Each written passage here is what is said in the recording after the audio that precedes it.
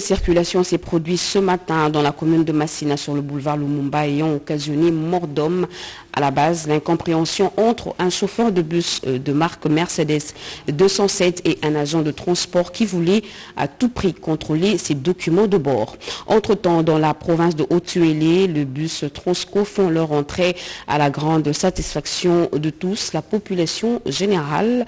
Et la population salue cette initiative qui va permettre à la population de ce coin du pays de goûter au confort et à la sécurité de ces bus. Quelle sera l'implication de la SADC aux échéances électorales de 2023 en République démocratique du Congo?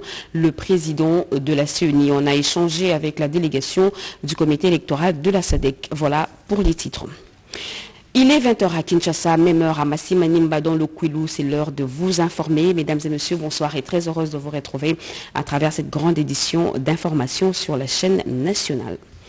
Le trophée international Mandela Lumumba vient d'être décerné pour la première fois à un Congolais et c'est le président du Sénat, Modeste Bahati Lukwebo, qui vient de recevoir ce prestigieux prix par les membres du comité d'organisation internationale de ce prix.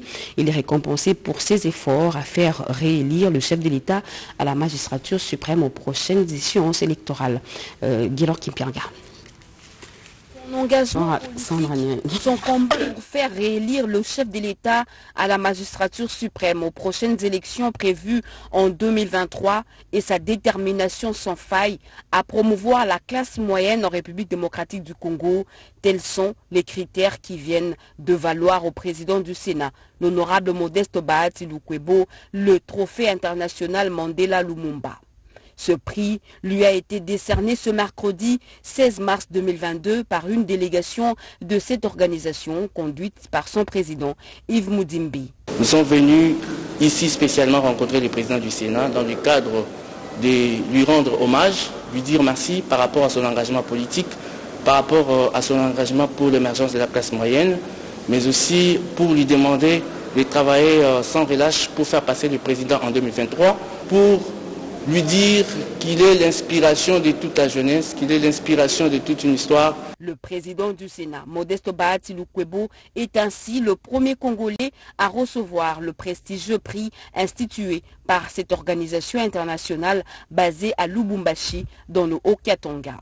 La fondation Mandela Lumumba prône la paix, l'éducation et le développement. Yves Moudimbe, président de cette organisation, a promis au président du Sénat, Modeste Bahati Lukwebo, premier lauréat de ce prix, de travailler à ses côtés pour faire réélire le chef de l'État en 2023. Le programme de développement local de 145 territoires en République démocratique du Congo était sur le feu de projecteurs aujourd'hui au cours de la réunion de la conjoncture économique, réunion présidée par le Premier ministre Jean-Michel Samalukonde Patitondouang. Les conséquences néfastes de la guerre en Ukraine sur l'économie mondiale et particulièrement de la République démocratique du Congo, l'exécution du programme de développement à la base des 145 territoires de la République démocratique du Congo, la réunion de conjoncture économique de ce mercredi 16 mars 2022 qu'a présidé le Premier ministre et chef du gouvernement Jean-Michel Samalukonde Kyenge a noté une pression sur les prix des biens de première nécessité sur les marchés. Il a été constaté effectivement des pressions sur les prix intérieurs, notamment les produits alimentaires et les produits de première nécessité, le prix du pétrole qui va avoir un impact sur le carburant. Et donc le Premier ministre a instruit les membres du comité de conjoncture et l'ensemble des ministres sectoriels du gouvernement de bien pouvoir lui transmettre ce qu'ils considèrent comme impact dans leur secteur respectif. Le comité de conjoncture va réfléchir également sur les mesures d'atténuation. Jean-Michel Samalukonde Kyenge a instruit les ministres pour qu'un rapport lui soit fait dans chaque secteur quant à ce. Le comité de conjoncture économique a également relevé le premier décaissement pour les débuts des travaux sur terrain du programme de développement à la base des 145 territoires de la République démocratique du Congo. Nous avons également réfléchi sur l'exécution du programme de 145 territoires. Nous sommes, Madame la ministre des Finances nous a informé que la phase de paiement est à son terme, donc le premier décaissement ont eu lieu effectivement pour que les agences commence les travaux sur le terrain. Nous avons également examiné les autres paramètres économiques, notamment le taux de change qui reste relativement stable, autour de 2000 francs congolais pour $1 américain pour le taux officiel et autour de 2036 francs congolais pour $1 américain pour le marché parallèle. Les réserves d'échange sont restées stables autour des 2,8 milliards de dollars américains, a conclu Christian Mwando, ministre d'État au plan.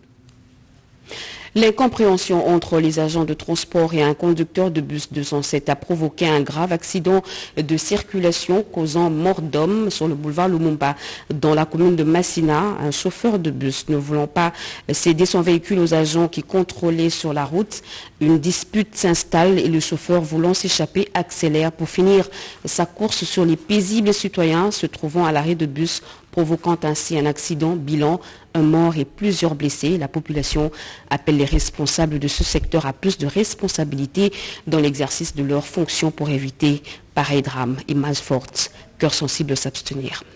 Dans les arrêts de bus à Kinshasa, ces scènes sont quotidiennes. Ces agents de transport sont à la base de tracasseries décriées par la population. Au quartier 12 Angeli, à Rikaray, après une altercation avec le conducteur, les agents de transport ont pris le volant pour aller finir la course sur cet homme qui attendait paisiblement un véhicule de transport en commun.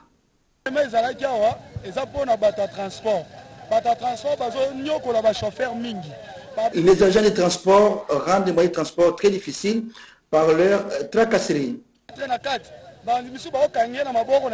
Ils étaient plus de 4 dans le véhicule.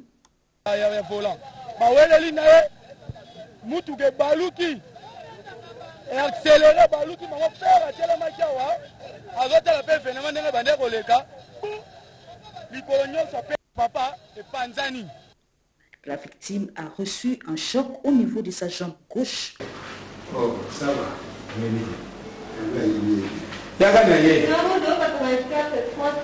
La prise en charge a été rapide à l'hôpital Roi-Baudouin.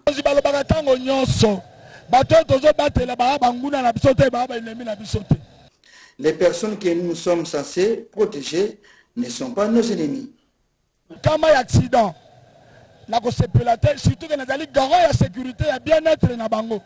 Malheureusement, tous les efforts consentis pour sauver la victime se sont avérés vains. Ce père de famille a perdu la vie suite à une hémorragie consécutive à l'accident. Clôture ce matin à Mahagi, dans la province de l'Ituri, des travaux bipartites RDC-Soudan. Les deux parties ont porté leur regard sur les questions sécuritaires, gage d'une paix durable pour les deux peuples, et un communiqué final a sanctionné ces travaux. Junior Selemani. L'état de siège, toutes les batteries sont mises en marche pour assurer la sécurité de la population et de ses biens. D'un côté, les opérations de traque de groupes armés et de l'autre, l'administration militaire améliore la coopération transfrontalière. Dans ce sens, la province de l'Ituri et ses districts ougandais s'engagent désormais à renforcer les relations notamment sur les plans sécuritaires et des échanges commerciaux. Engagement pris par le lieutenant général Luboyanka Shoma Johnny, gouverneur de l'Ituri, et le lieutenant général Taban Amin, chef de la délégation de ces 6 districts, par la signature d'un communiqué final de la rencontre bilatérale tenue à Arou. Les chefs de délégation ont réaffirmé les bonnes relations qui existent si heureusement entre les deux États sous l'impulsion et la vision de leurs excellences Félix Antoine Tshisekedi Tshilombo, président de la République démocratique du Congo, et général Yoweri Kaguta Museveni, président de la République de l'Ouganda. Le général Taban Amin salue la concrétisation de la volonté de ces entités frontalières de collaborer pour leurs intérêts communs.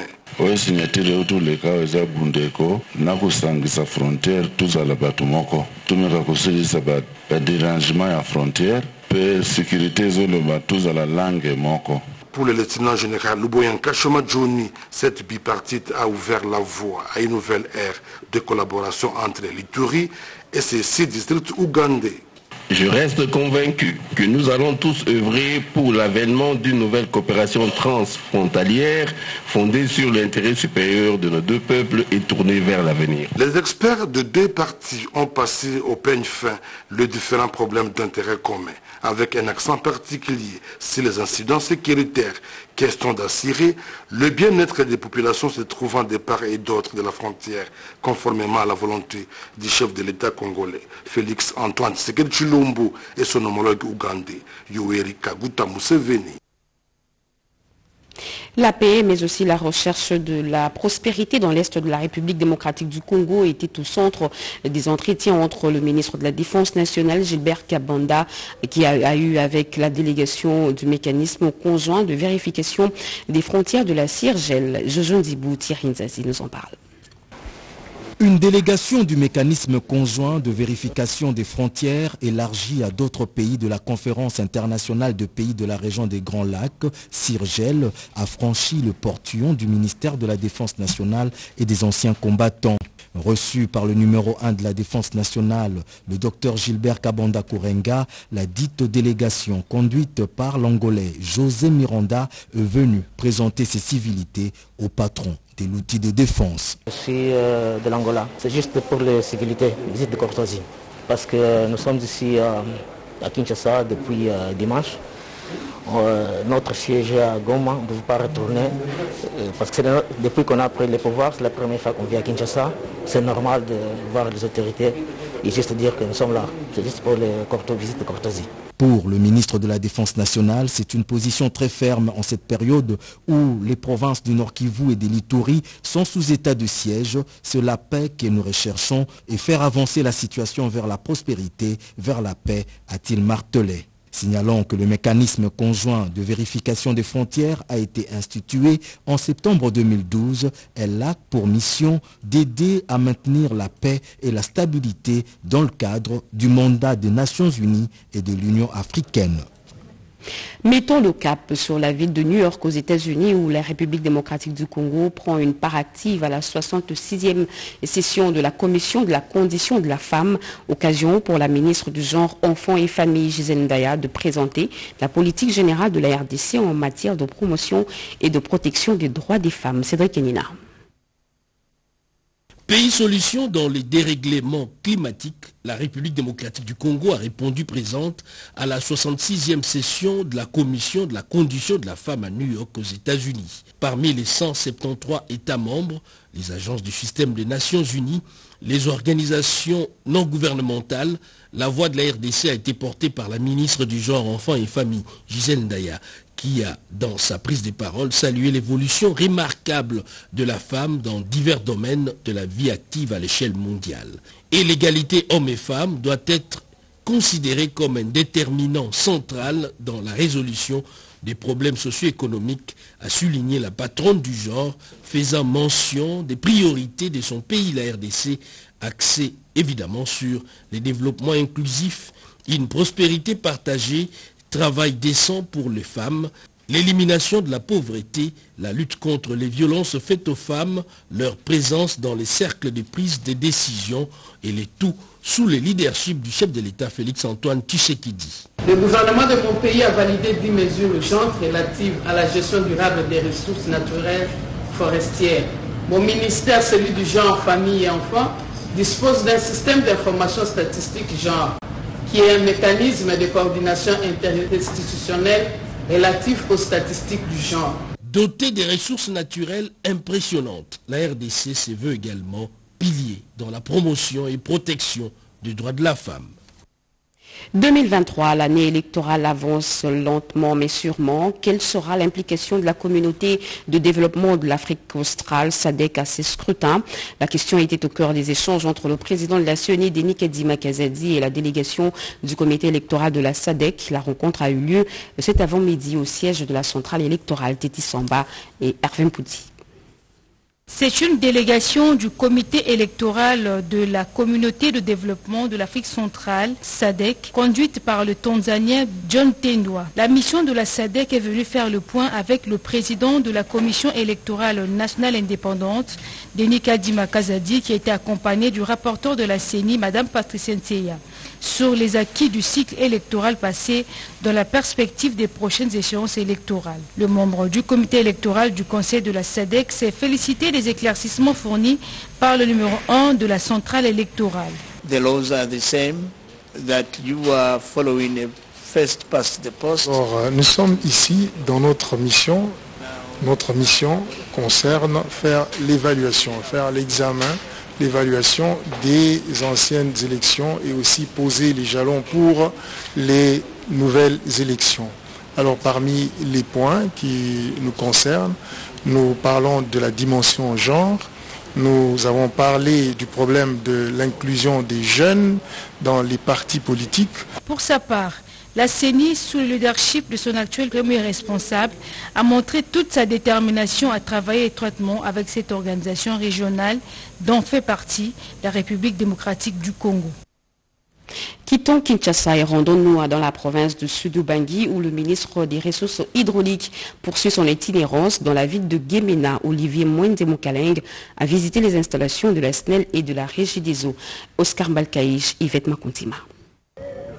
Mise en service en 1973, la centrale thermique de Guémena, province du Sud-Ubangi, compte à son actif 5 groupes, dont 2 sont déclassés et les 3 restants appelés à subir une cure de jouvence. Mais en attendant, la SNEL SA, par l'entremise de son directeur général, Jean-Bosco Kayombo Kayan, a acquis 2 groupes de secours avec une capacité totale de 100 kVA qui seront acheminés à Guémena avant la fin du mois de mars 2022. Le ministre des Ressources hydrauliques et électricité, Olivier Mwende-Moukaleng, a rassuré la population de Guémena quant au rétablissement rapide de l'énergie électrique dans cette ville. L'année dernière, nous avons octroyé un contrat de concession pour la construction d'une centrale photovoltaïque ici à Guémena. Ça fait partie du projet ESSOR qui comprenait l'électrification de 3 villes. Il s'agissait de Guémena, de Bumba et d'Issiro. Les bâtiments administratifs de la Régie des eaux Guémena, son usine Labo, compte lui aussi 4 groupes de secours dont 2 sont en service avec une puissance de 310 kVA. Selon le directeur provincial de la Régie des eaux Grand Équateur, Jean-Pierre Madila, ces groupes vont permettre à la Régie des eaux, extension de Guémena, de fournir 40 mètres cubes d'eau par jour à la population. Cette quantité ne suffisant pas pour desservir tous les ménages, depuis 2018, la Régie des eaux exploite un forage avec une pompe immergée de 54 mètres cubes jour. Ici, on a un bel ouvrage, il fonctionne bien, avec plus de 90 bornes fontaines dans la ville. Et c'est vraiment encourageant. C'est vraiment encourageant parce que on est passé par d'autres villes et on a vu les problèmes. Mais ici, pour une fois, on est là et on sent que les choses fonctionnent. C'est tard dans la soirée que le ministre des Ressources hydrauliques et électricité, Olivier Mwende-Moukaleng, a bouclé sa visite d'inspection à l'étape de Guémena, province du Sud-Ubangi. La République islamique d'Iran veut aider la RDC dans l'exploitation des zones économiques spéciales, veut exprimer par l'ambassadeur iranien accrédité en RDC au ministre de l'Industrie, Julien Paloukou, et qui a peu avant échangé avec le diplomate belge sur la tenue prochaine à Kinshasa d'un forum qui va réunir plusieurs chefs d'entreprises belges. Erika Bamba, Biti Amani.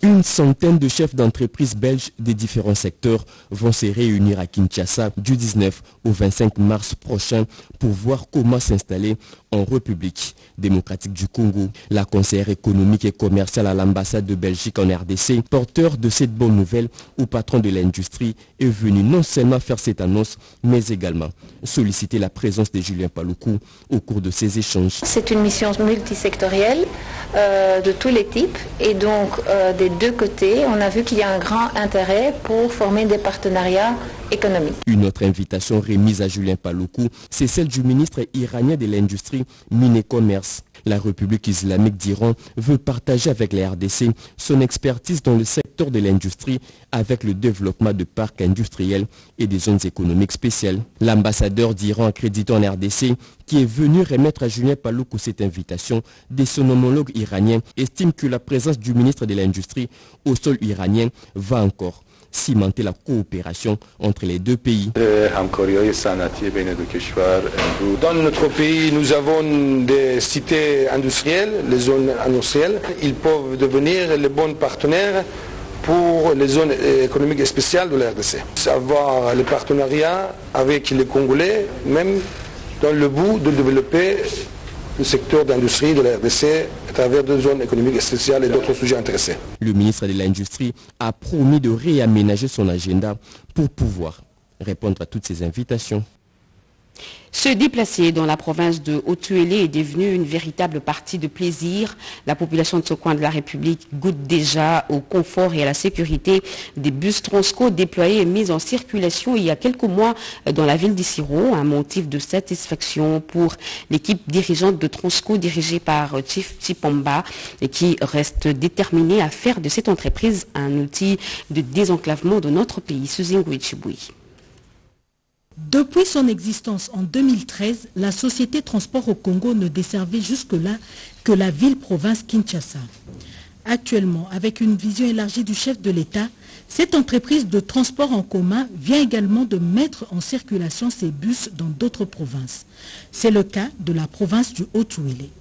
De Mambati Abo dans le Haut-Uélé, en passant par Ariwara jusqu'à Arou dans la province voisine de l'Ituri, Transco dessert toutes les populations de ces contrées qui manifestent leur jouissance. Le partenariat entre Transco, dirigé par Chief Chipamba Ngamba Malou, et le gouvernement provincial du Haut-Uélé se porte donc bien à ce jour. Nous voici aujourd'hui représentés dans la province de Haut-Uélé. C'est un signal fort et un message fort pour toute la nation congolaise pour dire que les autres provinces qui sont restées, sous peu, la population va se déplacer dans des conditions très bonnes. Un déploiement qui va s'étendre au-delà de nos frontières, assure Chéribin Okende, ministre de Transport, Voies des Communications et Désenclavement. Nous ne sommes pas opposés à ce que les compagnies, les sociétés de transport de pays voisins viennent chez nous. Mais le message est aussi fort parce que Transco va aussi assurer le transport transfrontalier. L'entreprise Transco, qui se veut un outil de désenclavement, a déjà déployé les bus dans la province de l'Équateur et bientôt, ce sera le tour de la province du Lualaba. L'introduction de la nouvelle méthodologie et les exigences du système LMD, licence, master et doctorat dans les universités du pays. La campagne a fait son entrée dans la ville de Kenge, deuxième étape du lancement de la caravane nationale de formation et d'information. Le ministre Moïndo Nzangi qui a lancé cet atelier, on nous en dit plus avec Henriette Autonome.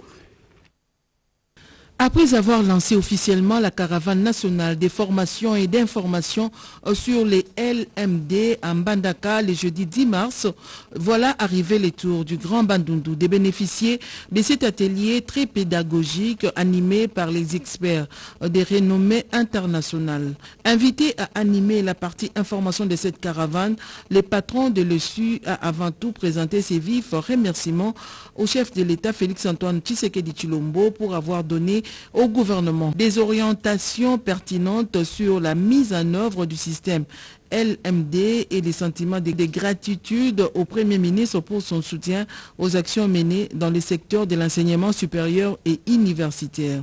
Pour les ministres de l'ESU, les LMD est la seule voie à suivre pour redresser notre système éducatif. Et la caravane nationale en cours est une étape importante dans la mise en œuvre du système LMD. Après avoir lancé les travaux de formation et d'information sur les LMD à Kenge, le ministre Moïndo Nzangi Butondo a fait une descente dans les établissements de l'ESU de Kenge pour faire un état de lieu sans complaisance.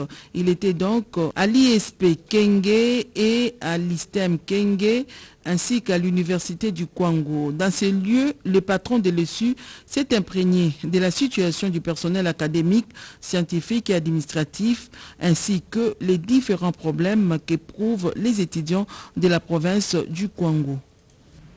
Les engins tournent en plein régime sur l'avenue Likassi dans la commune de la Gombe. Les agents de l'OVD sont en pied pour réhabiliter cette route qui donne l'accès à la DGDA et l'immeuble abritant plusieurs ministères. L'objectif de notre caméra est descendu sur le lieu pour faire le constat sur le déroulement des travaux. Christine Lenzo.